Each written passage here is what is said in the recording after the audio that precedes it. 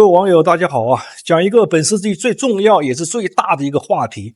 之所以說它是最大的呢，因為這個問題啊，從小的方面來講就關心着屏幕前的你和我的生死；從大的方面來講的話，關心着世界的格局。比方說歐美的大分裂讓這個歐洲與中國抱團，讓俄美走得更近。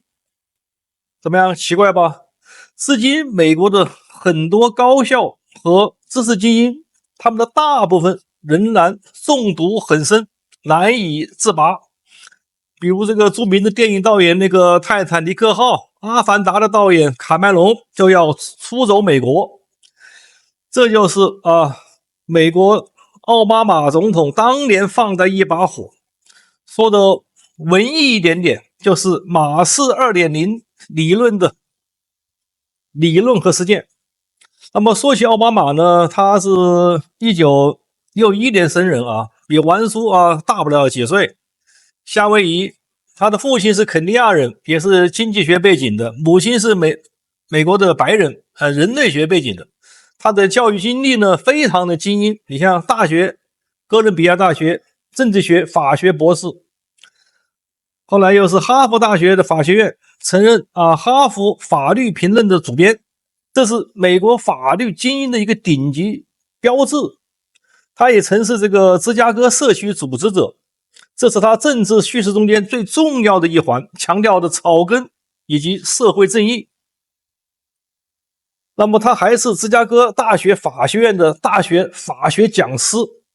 他在1997年到2004年當上了伊利諾伊州參議員，2005年到2008年美國聯邦參議員。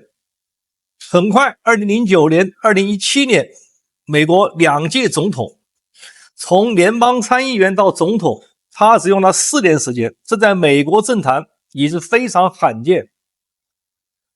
其實奧巴馬這個 DEI 本身呢，也挑不出什麼毛病。你想多元化、平等、包容 DEI， 這和美國國父們提出的自由、平等、民主、共和都是極好的人類追求，不是嗎？但你發現凡是自稱民主的、共和的、解放的，大部分都是威權國家，不是嗎？朝鮮民主主義人民共和國、剛果民主共和國伊朗伊斯蘭共和國、古巴共和国，什麼巴勒斯坦民主解放陣線不一而足了。你會發現，只有不民主的國家需要把名字這些名義放進國民，來標榜合法性和正確性。真正的民主和共和國都不需要這麼做。為什麼會這樣？原因很簡單，就像良家婦女門口不會寫着我是良家婦女，這就是當婊子立牌坊，就這麼來的。那麼我們說回這個奧巴馬的 DEI 問題不在於口號，在於執行層面。那麼前面這些獨裁威權國家，它只停留在口號，它不執行，對吧？沒有選票談什麼民主呢，對吧？沒有聯邦談什麼共和呢，是吧？奧巴馬則是執行過頭，瞎執行。他畢竟是總統人長得也精神，有口才，有魅力。我們看他是如何執行落地的王恩書總結了叫6亂6不1毀滅奧巴馬的執行是從這個用人為主開始的。他搞 DEI 首先從政府這種機關開始如軍隊開始。他發現很多公務員崗位白人居多，那哪成呢？黑人應該有一定比例。問題出在什麼地方呢？這不管是人種比例還是富人窮人的比例，這都是歷史自然形成的。從社會整體來看，似乎有不公平的樣子。但你如果硬生生的規定，在一個組織或機構，黑人必須佔比多少，這其實是有違公平過程公平的。比如說一個學校某一年級學生的成績都要求到某一個檔次80分，這就有違公平了。因為有學得好的學得差的，它不是自然形成的。就像馬克思的 1.0 版，富人的財產要被剥奪給窮人，因為富人是剝削窮人，那麼這個奧巴馬式的馬式啊，我們也叫馬式啊 2.0 版本，其實和馬式 1.0 版本完全是一丘之貉，新瓶裝的舊酒而已，只不過呢把富人窮人換成了黑人白人而已。當然了，既然是 2.0 版本，總要升級，於是涉嫌種族歧視的、涉嫌性別歧視的，通通都要整齊劃一。於是 DI 文化在美國大行其道，各大科技公司、硅谷公司、華爾街、大學名校趨之若鶩，一時洛陽紙貴。如果奧巴馬的這個 2.0 版本呢，只是增加了一些黑人的崗位，那麼這和北歐的高福利社會主義差別也不大。只要國家有錢，養幾個閒人，養幾個那個不那麼能幹的人，花幾個閒錢，問題也不大。但是奧巴馬畢竟是所謂的精英出身的，他不像馬克思啊，當年也就是27歲的小伙子，寄宿在恩格斯家裡面，他的理論傳播啊，一刻都不停，对吧？奧巴馬除了搞这個奧巴馬醫改，每年獲得幾百萬美元的版權費之外啊，他還到處宣傳他的馬式 2.0， 逐漸的呢，加上這個太平日子大家都過久了，美國的年輕人和美國的知識精英啊，物質豐富，衣食無憂，對社會主義那套東西已經淡忘了。2.0 於是已經開始佔據了媒體，佔據了資金的頭腦，佔據了高等學府、政府機關的一個道德高地，成為了一種政治正確。也就是說，誰反對 DEI， 那就是反人民，反民主黨，那就是壞人，毋庸置疑。既然是壞人，人人得以誅之。這個時候，奧巴馬的 2.0 才開始真正的變味了，變成了類似 1.1 的馬克思的列寧版本，也就是暴力版本。我們看一下2016年川普上台前啊，奧巴馬捏造了通俄門就是一個分水嶺，因為他把司法武器化了。請看屏幕上我們給出了這個美國現在的國家情報總監給出的證據，就是說奧巴馬這樣做，他違背了程序正義，繞過了司法，公然顛覆美國人民的民意，動搖美國的民主制度。這說明奧巴馬已在維護自己的統治上已經走得夠遠了。好在美國的基本選舉制度決定了他必須交出總統的寶座，這比歷史上那些獨裁的直接用槍殺人那是要好一點。總統都可以被司法綁架，何況一般的普通平民百姓呢？我們再看一下這個階段的媒體，看看川普怎麼說啊。川普在一封推特上面這麼說：虛假和欺詐性的民調在實質上應該被定為刑事犯罪。舉個例子，所有在2020年大選期間報道我的反川普的媒體所展示的民調都是明知故犯的錯誤，就民調明明是這樣，他偏要往那個方面引導。他們知道自己在做什麼，試圖干預選舉。當我以壓倒性優勢獲勝，包括贏得了普選票，全部的7個搖擺州，選舉人團的完勝，以及2750個縣對520個縣的大比例獲勝。然而，如果人們去查驗當時的《紐約時報》、ABC 假新聞、NBC 假新聞、CBS 假新聞、低收視率的 CNN， 或者現在已經倒閉了的 MSDNC， 他們的民調全是欺詐性的，與最終結果完全不符，必須對欺詐性民調採取行動。甚至福布斯新聞和華爾街日報這些年來的民調也是糟糕透頂。有些偉大的民調機構準確地預測了選舉，但媒體從來不想以任何形式的使用這些民調。美國的新聞業現狀如此，難道不令人難過嗎？所以我在這裡也建議美國人呢，那一半美國人啊，可以不用腦子想，如果是這樣的民調的發布，你們還有所謂的新聞自由嗎？這跟威權國家的那個統一出版有什麼差別？於是我們看到，從人權平等開始，強調種族平等，然後是黑命貴，那麼白命就不貴了。就連新聞媒體都要突出黑人，比如電影，大家有點熟悉吧？一黑一白，一定是有黑人當主角。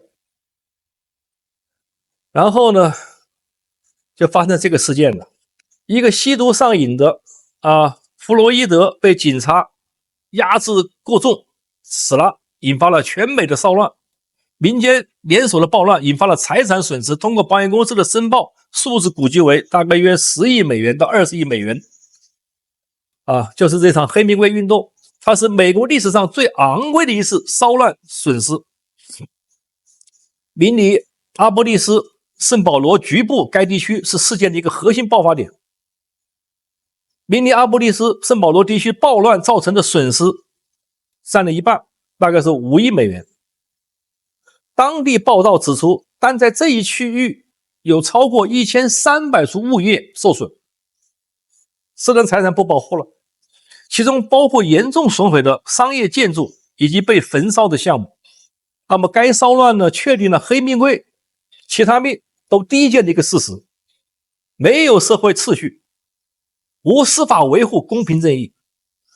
晚書想到了當年中國文革的打砸搶那是 1.2 版是吧？那麼 2.0 版走到這一步，就脫離了原先的軌道。馬克思 1.0 呢只是個理論，到了列寧的 1.1 版本的暴力革命才變味了。那麼最後是採用了是老毛的 1.2 的文化革命。那麼現在的奧巴馬 2.0 如果只是理念，在法治上，在法治下去執行，那麼 DI 文化當然也沒有問題。但當時的弗洛伊德事件就讓這個馬氏 2.0 進化到了 2.1 和 2.2 這個級別了。到了這一步，美國人還有私人財產權嗎？所以2020年的大選無論如何要把川普這個壞人拉下來，對吧？ DI 文化主導，那麼不惜大規模的造假選票。我們看看屏幕上給出的現在揭發出來的選票問題，有多少州，有多少的这個郵寄選票和造假選票不惜發動年輕人去搞暗殺不惜動用已經控制的司法機構，如 FBI 突襲川普的海湖莊園，要給川普定18項刑事重罪，這就把本來可以協商的兩黨政治變成了你死我活的鬥爭，同時也就撕裂了美國的人心，对吧？一半左一半右。然後就是我們熟悉的戲碼不斷上演了，你像非法移民能夠大量融入美國住這個500美元一天的酒店，為什麼不去住那種那個拘留的場所比較便宜的為什麼要加快移民，是吧？大量的給醫保這個福利，像現在揭發出來的索馬里的190億元的詐騙案。同時歐洲和加拿大也是有樣學樣，這些北約同盟國情況也差不多。冷戰後蘇聯垮台，社會主義共產主義幽靈似乎一夜之間消失了，美國的最大假想敵蘇聯也不存在了，哪曉得就在悄無聲息中間，馬氏的幽靈又回來了，並且牢牢地站住了政客和美國精英的頭腦。如果不是這個所謂的我們天選之人川普殺了個回馬槍重新執政，美國再也沒有回頭的機會。因為一旦選舉被科技操縱，就在你眼皮底下操縱，你像拜登去見，你看到的如何，你奈我何？人數不夠郵寄選票來湊，非法移民的人頭來湊，你奈我何？好在可憐兮兮的美國人還有那麼一張選票，所以一個全國7700萬的投票再次把川普選上來了。這讓2020年老拜登的那個8100萬張的選票未來將成為日後的笑話，你們看吧。那麼好，現在我們就把這個馬斯 1.0 和 2.0 列個表对比一下，我們打在屏幕上方啊。如果說19世紀的馬克思主義改變了歐洲的政治結構、社會關係和國家形態，那麼21世紀的馬斯 2.0， 它不再高舉所謂的無產階級革命的旗幟，換了一個旗幟，但是其實是換湯不換藥，換了什麼呢？換了一個叫正義、平權、進步、反歧視、結構性壓迫，換了。但是其實呢，馬斯 2.0 也不是什麼新東西，奧巴馬也不是他發明者，這其實是新瓶裝了一個舊酒而已。但奧巴馬是這套思想第一次在美國國家權力層面完成了主流化的一個關鍵性人物，所以我們把它叫做馬斯 2.0。 我們看看第一個 1.0 是叫階級鬥爭，現在叫身份鬥爭，一個制度化。當年馬斯 1.0 在歐洲將社會簡化為兩大陣營，壓迫者與被壓迫者，是吧？資本家地主是壓迫者，被壓迫者是窮人，一切社會問題最終歸因於結構性的剝削。那麼馬斯 2.0 呢，把階級替換成了什麼？種族歧視、性別歧視那麼美國社會呢，就被重新的叙述為一個由系統性壓迫構成的國家。它已經改變了美國的敘事，在歷史課本中間已經改變了。美國的黑人尤其受压迫，那麼結果是什麼呢？就是公民不再是平等的個體，而是按照身份層級被重新分组。白人壓制黑人，白人有原罪。第二個，個人的角色被系統責任所取代。1.0 中失敗的不是个人選擇，而是制度壓迫。2.0 成敗越來越少被視為個人努力的結果，越來越多的被解釋為系統國家的不公，這就直接削弱了自我約束、個人奮鬥的倫理、公民的責任意識。第三個呢，道德凌駕於事實與法律之上了。在 1.0 中間，正義，所謂的正義是高於現行法律的，只要我認為正義可以打破現行法律。2.0 中間，社會正義是高於程序正義的，只要立場正確，手段可以被原諒，只要把川普拉下來，我們選票可以郵寄，我們選票可以作假。這就是奧巴馬的行政權力擴張繞過了立法、法律解釋政治化思想的一個土壤。沒有這個思想的土壤，美國不可能這樣大面積的這個司法混亂。第四個呢，國家的角色從中立裁判變成了價值觀的執行者。從歐洲經驗來看，國家不再是仲裁社會衝突。歷史證明了，美國的這次變化就政府公開承擔糾正不平等的使命，法律、教育、企業被要求服從統一的價值框架，政治正確嗎？結果是不認同某種價值觀，那就本身就被視為有問題。第五個，言論自由被重新定義為有條件的自由。馬斯 1.0 反革命言論不受保護，馬斯 2.0 有傷害性的言論不受保護，不能發聲。所以言論自由就從權利變成了許可。川普的言論不許可，封推特、封油管，是吧？第六個，司法從法律機構變成了一個社會工程的一個應用工具。在美國的現實中間，司法被賦予了塑造社會結構的使命，判決不再只是解釋法律，而是要改造這個社會。第七個，民主從一個程序的共識變成了一個結果正義。馬斯 1.0 只要結果不正義，程序就是偽裝，程序可以打破。馬斯 2.0 選舉結果是否正義，對吧？那麼比合法更重要。如果是結果錯誤，那就被視為系統的失敗，對吧？選川普上來，那就是系統失敗了，所以要改選票。第八個，媒體從事的事實敘述變成了意識形態的工具。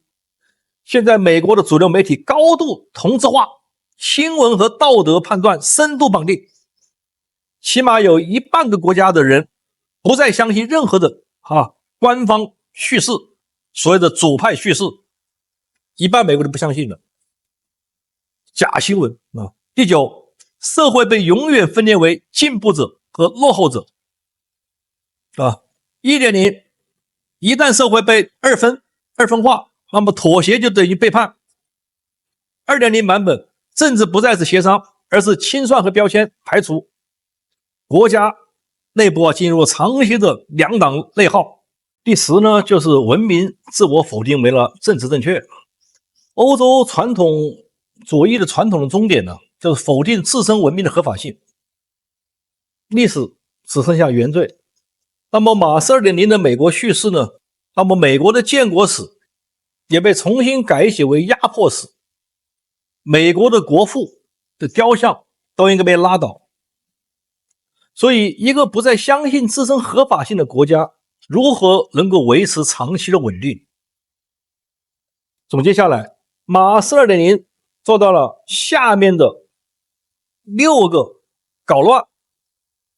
第一個，亂搞種族歧視，結果是非法移民優先，黑命貴是吧？普通百姓不優先的。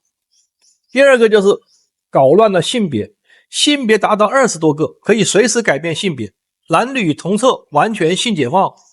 所以愛波斯坦门大行其道啊，克林頓的放蕩不羈，比爾蓋茨的花柳病拜登的孌童再也沒有美醜之分，這完全不同於當年的文藝復興。第三個，搞亂了司法武器化。1月6號派這個 FBI 煽動肆意抓捕了幾千人，而2020年大選舞弊案一個都查不出來。第四個，搞亂了國本，美國有了原罪，對吧？廢了憲政。第五個，亂了國教，搞得沒有信仰，退回叢林，也沒有任何約束，比方離婚是吧？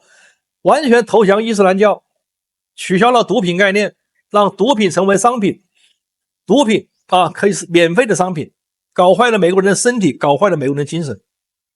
第六個呢，就搞亂了傳統能源。要說前面是讓個人獲得絕對自由，那麼綠色環保全球化則是限制了美国企業的發展，造成了油價高漲，通貨膨脹，民眾苦不堪言。這個6個亂的結果正好是和美國建國之本的平等自由民主法治正好相違背。王叔總結了它造成6個不第一，不再自由，選票了沒有，還有什麼自由，還有什麼言論自由？第二個，不再有民主，沒有選票了嗎？第三個，不再有法治，變成了可以隨時隨地栽赃誣陷，只要一方認為政治正確，那就可以無法无天了。第四個就不再多樣，為種族試舉，而不是唯才試舉。第五個，不再平等，種族至上嗎？也沒有司法武器化，那還有什麼平等？連美國川普都可以把他這個封推特封禁。第六個，不再包容了，美國有了原罪，那麼兩黨政治不再包容互相撕裂對抗。所以完書的結論呢，馬氏主義從未真正離開過西方，它只是不斷的更換語言、面孔和入口。19世紀馬氏 1.0 經由工人階級進入歐洲，21世紀它經由大學媒體和道德話語進入美國。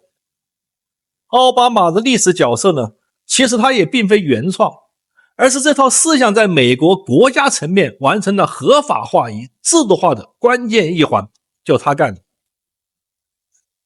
這讓我們想起來2003年5月14號鐵娘子撒切爾夫人在致大西洋橋的演講中說，現如今，社會主義往往喬裝打扮成環保主義、女性主義，或是對人權的國際關注。這些概念在抽象層面聽起來都很美好，但只要看透表象，你極有可能會發現其本質上是反資本主義、傲慢且扭曲的配額制度，以及對國家主權和民主的侵犯。新的口號，舊的錯誤，是吧？王叔說了嗎？新瓶裝的是舊酒。一句話總結，馬斯 2.0 有6亂6不加上一毀。一毀就是一句話總結，就是毀文化，丟掉傳統。和歐洲的文藝復興相比較，那時候還保留宗教，只不過宗教呢對人呢多少有些約束，比如說裸體不能夠登堂入室，而文藝復興卻把裸體化和自然美的雕塑呢搬上了台階。當時的文藝復興並沒有摧毀一切舊的思想、舊的文化，那就不是改良，而是抽掉人類自身的文明的根基。馬斯 2.0 要說毒，就毒在這個地方，他抽掉了文明的根基，毒害所以就無窮。我們講一個毀掉文化的例子嘛，中國在1949年以後搞的社會主義，是吧？基本上摧毀了曾經的基督教、佛教，還也摧毀了儒教。批林批孔還記得吧？批孔老二搞的这個尊卑皆無我指的尊卑皆無指的是基層不指上層。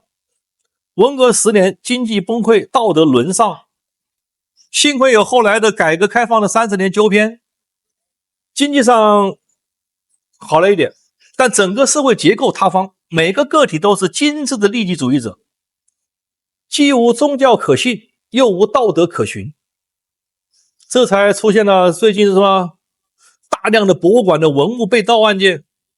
因為在那些人眼裡那就不是文物，而是金錢。再一個就是家庭的忠誠度在下降，利己主義嘛。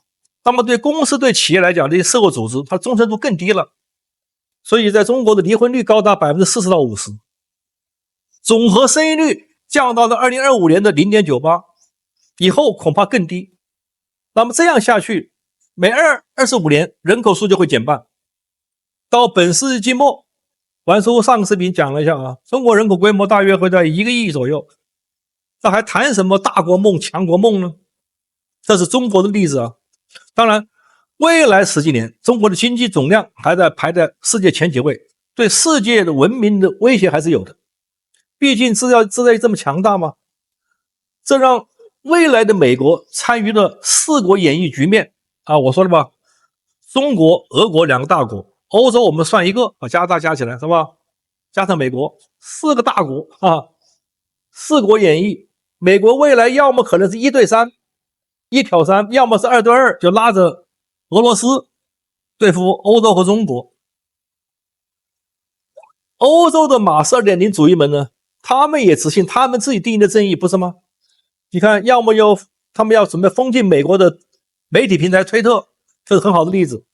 所以現在歐洲的價值觀離美國的距離甚至比離俄國都遠，畢竟俄國還信東正教，這好歹也算天主教的一個分支。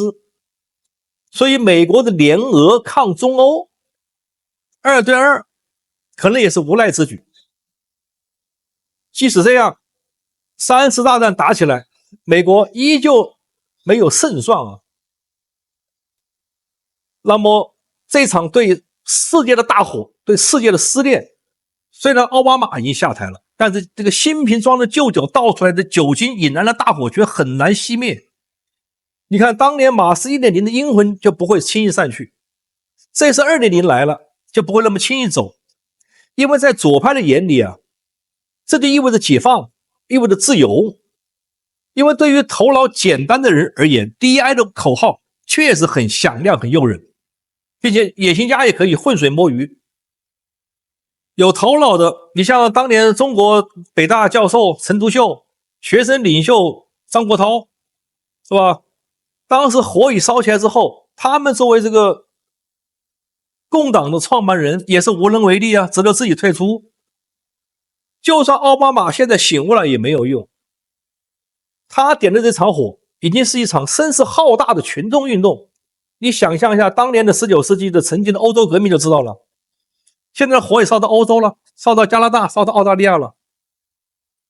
為什麼呢？因為很簡單，年輕人特別容易左傾，尤其生活在資本主義社會，好高騖遠者不在少數嘛。那麼看見社會不公，總想着革新求變求進步，這個也很自然。英國的丘吉爾曾說過，大概意思這樣啊，就是年輕時候你不是左派，就是意味着你沒有激情和沒良心；年長時你不是右派呢，就是沒腦子。好在現在美國川普正在滅火，意大利也在滅火，但就如同美國現在明尼蘇達州街頭的暴民警察隊，他們那個橫行無阻的街頭搜查，就可以看到美國的滅火之路難於上青天。屏幕前的你和我的宿命未來會如何？不知道大家有沒有感覺啊？綠化和赤化感覺到沒有？綠化就是伊斯蘭化，也就是伊斯蘭文明對抗基督教和其他文明，那種從頭包到腳的文化，你能說比西方先進嗎？但是紐約市市長、倫敦市市長已經是伊斯蘭的人了，对吧？两個大城市啊。再說赤化有沒有感覺？加拿大要加稅了，聽說沒有？加州要加稅，聽說沒有？華盛頓的普通人晚上不敢上街吃飯，聽說過沒有？玩叔之前的北美觀察系列有很多這樣的視頻，大家可以找出來細看。加拿大的治安、歐洲的治安狀況現在如何？那只是冰山的一角。我個人衷心希望歐洲不遠而反，跟隨美國的腳步向右轉，而不向左轉。這也許讓西方的文明尚有一絲的保存空間，否則在未來的四國演繹中，美國只能是1對3，因為那畢竟是價值觀的抗衡，那是你死我活的鬥爭。到了那一步，可能搞不好只能指望亞洲的日本、台灣能夠挺身而出幫忙。不知道屏幕前的台灣網友，你們準備好了沒有？也許還可以幫美國抗衡抗衡。1打3嘛，不容易。以上觀點講的不對之處，請大家和玩叔互動，打在屏幕下方。謝謝大家。讓你能夠聽到我的心，什麼時候也能把我想起。